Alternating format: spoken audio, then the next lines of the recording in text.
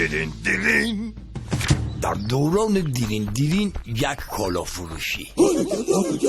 کالا فروشم بر من کالایی ده که آن به. یا کالای داخلی قیمت مناسب.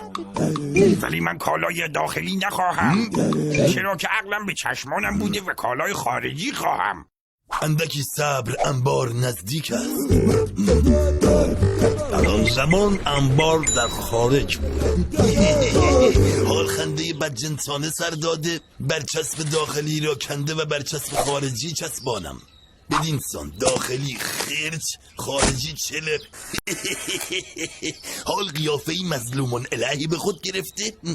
میروم تا کالا را به او اندازم. اینجوری بوده؟ خوب شد الان اینجوری نبوده. این خوب است. چند دلغاز؟ 600 برابر وقتی که داخلی بود.